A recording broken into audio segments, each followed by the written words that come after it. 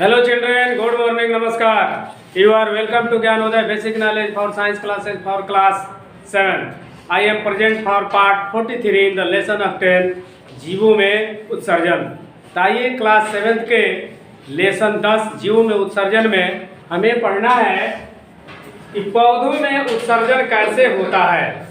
पौधों में उत्सर्जन का मतलब पौधों से बेकार पदार्थ जो उनके शरीर में, जिस तरह हम लोग के शरीर में निकलता है उस तरह पौधों के शरीर में, यानी पूरे पौधों में जो बेकार पदार्थ होता है जिसको हम विज्ञान की भाषा में क्या कहते हैं, उत्सर्जी पदार्थ। उत्सर्जी पदार्थ जो बनता है उसको कैसे बाहर पौधा निकालता है और जो निकलता है वो क्या क्या चीज़ होता है, कितना उसमें से लाभदायक होता है, कितना हानिकारक होता है।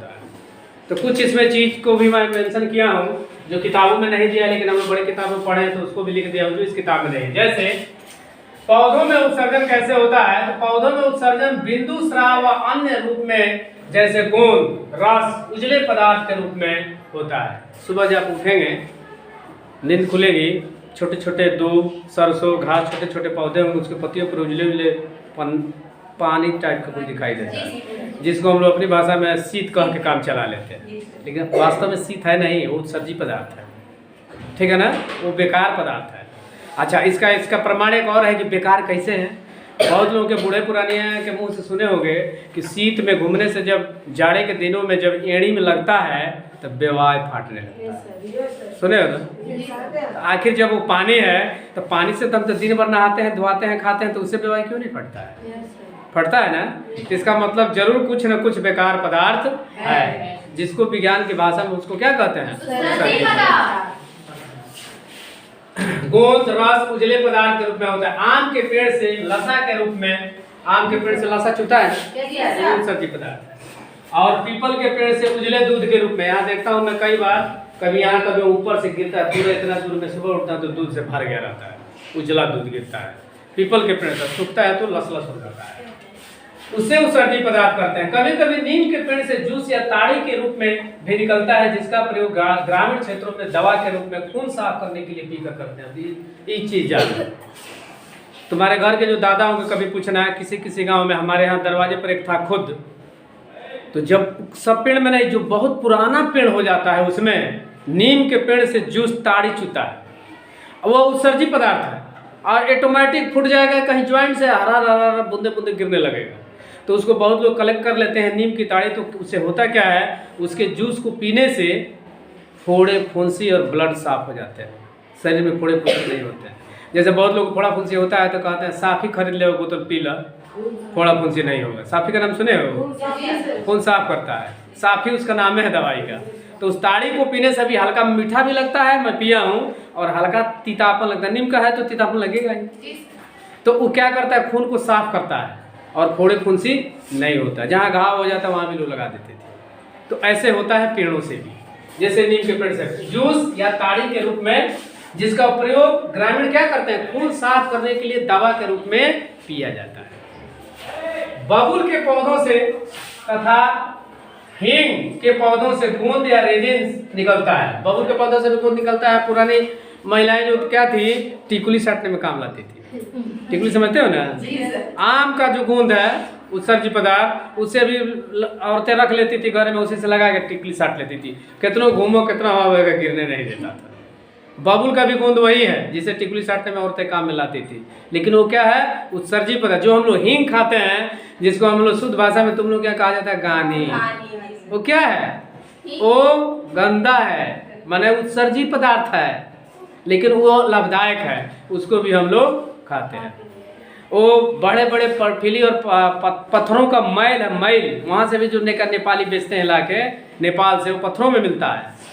ठीक है ना, वो भी उत्सर्जी पदार्थ है, लेकिन उसका इस्तेमाल हम लोग करते हैं कि गैस नहीं बनेगा। छोटे बच्चे चिल्लाते हैं, नहीं कुछ बताते हैं तो उन लोगों को गानी एक चम्मच पिला दिया जाता है। ठीक है ना, जवाइन में पिला दिया जाता है। तो देहातों में इसका इस्तेमाल होता है। बबूल के पौधों से भी निकलता है, हींग के पौधे से, जिसको गोंद या रेजिन का, कत्था की छाल से टैनिन, चीड़ के तने से तारपीन उत्सर्जी पदार्थ के रूप में बाहर निकलता है, जो मनुष्य के लिए लाभदायक है। तो वैसे उत्सर्जी पदार्थ जो पेड़ों से बाहर निकलता है, जो पेड़ों के किसी काम का नहीं है, पेड़ों के लिए बेकार होता है, वह हम मनुष्यों के लिए लाभदायक होता है। ठीक है ना? तो उसको हम क्या कहते हैं? उत्सर्जी पदार्थ। जैसे टमाटर अरबी के पत्तों एवं छोटे छोटे, कौन मिटा दिया है वो, पौधों की जानबूझ के मिटाया गया है कोई, पत्तियों पर सुबह में जल बूंदे दिखाई देती है, यह उत्सर्जन के फलस्वरूप होता है, जिसे बिंदु स्राव कहते हैं। टमाटर के पौधों पर, दूब के पौधों पर, छोटे छोटे सरसों के पौधों पर, गेहूं के पौधों पर, धान के पौधों पर सुबह निकले हुए देखो छोटे छोटे बूंदे रहते हैं, वो क्या है?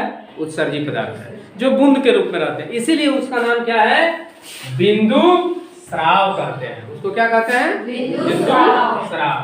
अब आइए छोटा क्वेश्चन, मनुष्य का उत्सर्जी अंग कौन है? एक जोड़ी वृक्क, त्वचा, फेफड़ा, यकृत। यकृत मीन्स लीवर, उससे भी बेकार पदार्थ निकलता है। मनुष्य द्वारा प्रमुख उत्सर्जी पदार्थ क्या है? यूरिया। कहाँ से निकलता है? यूरिया कहाँ से निकलता है? पेशाब से। हाँ, पेशाब में रहता है। पौधों से निकलने वाला उत्सर्जी पदार्थ क्या है? देखो, हींग पौधों से निकलता है। रेजिन्स माने गोंद, लैटेक्स ये क्या है? तथा गोंद, ये सब क्या है? पौधों से निकलने वाला उत्सर्जी पदार्थ, माने बेकार पदार्थ है, पौधों के लिए किसी काम का नहीं। कीटों में उत्सर्जी अंग क्या है? मैल पीगी नलिकाएं, उसमें नलिकाएं होती है, उसी नलिकाओं से निकलती है मैल पीगी नलिकाएं। ठीक है? तो इस प्रकार हमको उम्मीद है कि पौधों में उत्सर्जन कैसे होता है और किस पौधों से उत्सर्जन के फलस्वरूप कौन सा पदार्थ निकलता है, और हम मनुष्यों के लिए उसका किस प्रकार दवा के रूप में, उपचार के रूप में इस्तेमाल करते हैं। तो हमको उम्मीद है कि समझ में आया होगा। और थोड़ा देखें, पूछने पर कितने लोग बताते हैं, कितने लोग क्या करते हैं, तभी तो पता चलेगा। हाँ, कि उत्सर्जन पौधों में कैसे होता है, चाहे उत्सर्जन क्या है। पहले बताइए उत्सर्जन क्या है, कौन बताएगा? उत्सर्जन कहेंगे किसे? बोलो जल्दी, टाइम ना लो। उत्सर्जन किसे कहेंगे? बस साफ हो गया। पौधों से या शरीर से निकलने वाले बेकार पदार्थ को उत्सर्जन कहते हैं। नहीं हो गया? कौन बारी चीज़ है कि नहीं बोल पा रहे हो?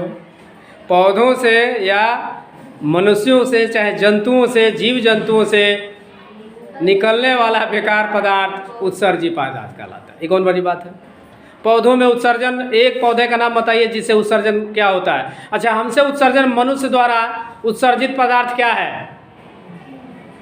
मनुष्य द्वारा उत्सर्जित पदार्थ क्या है? पेशाब। ये नहीं पूछें कि उसमें क्या होता है। मनुष्य द्वारा उत्सर्जित पदार्थ, अब पेशाब में क्या उत्सर्जी मिला रहता है ये बताना होगा, तब होगा यूरिया। छोटे छोटे कीटों द्वारा उत्सर्जी अंग कौन से होते हैं? मैल पीगी नलिकाएं। बबुल के पेड़ से जो गोंद या रेजिन्स निकलता है उसको क्या कहते हैं? रेजिन्स। उसका किस काम में उपयोग होता है? गोंद के रूप में। और सुहागा का नाम सुने हो? सुहागा, जब औरतों को डिलीवरी होती है तो आग में उसको फुलाकर उसको खिलाया जाता है, वो भी उत्सर्जी पदार्थ है। और जो ही आग पर रखा जाता है, छोटा सा रखेंगे, फूल के इतना बड़ा हो जाएगा। ठीक है ना? तो वो भी उत्सर्जी पदार्थ है। और बबुल से निकलने वाले गोंद, वो भी उत्सर्जी पदार्थ है। ठीक है ना? अच्छा, मनुष्य द्वारा 3 उत्सर्जी पदार्थ का नाम बताइए। मनुष्य के शरीर से निकलने वाला 3 उत्सर्जी पदार्थ, जल्दी बोलो।